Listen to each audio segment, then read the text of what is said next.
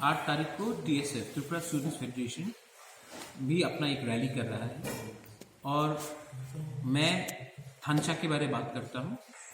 तो मैं एक चीज़ बहुत क्लियरली कहना चाहता हूँ कि मैं 2 रैली पैरेलल रैली करके थानचा को तोड़ना नहीं चाहता हूँ।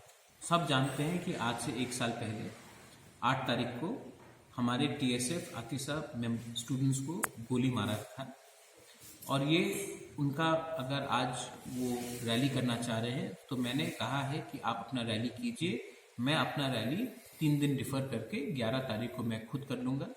8 तारीख को आप रैली कीजिए और मैं टीएसएफ के रैली को फुल सपोर्ट एक्सटेंड कर रहा हूँ। मैंने ये भी कह दिया है कि मेरे त्रिपुरा संगठन से 3 लोग जाकर वहाँ में शामिल भी हो और बात भी करें, क्योंकि टीएसएफ एक स्टूडेंट ऑर्गेनाइजेशन है और टीएसएफ के स्टूडेंट्स को गोली मारा था, आतिशा के स्टूडेंट्स को गोली मारा था। 8 तारीख को उनका माधवबाड़ी में प्रोटेस्ट आंदोलन करने उनका पूरा हक है, उनका अधिकार है। तो मैंने उनको सपोर्ट एक्सटेंड किया है। खुद का प्रोग्राम मैंने 11 तारीख को डिफर किया है। 11 तारीख को त्रिपुरा खुद पॉलिटिकल अपना नॉन पॉलिटिकल प्रोग्राम करेगी और उसमें पताल कन्या ने हमको पूरा एक्सटेंड सपोर्ट किया है।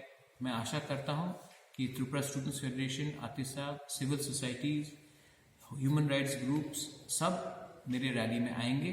ये नॉन पॉलिटिकल रैली है। यहाँ में इस मंच में कोई पॉलिटिकल पार्टी नहीं शामिल होगा, लेकिन हम लोग सिविल सोसाइटी से, आम जनता की तरफ से मैं भी रहूँगा और हम लोग सिटीजनशिप अमेंडमेंट एक्ट के खिलाफ हम लोग बोलेंगे।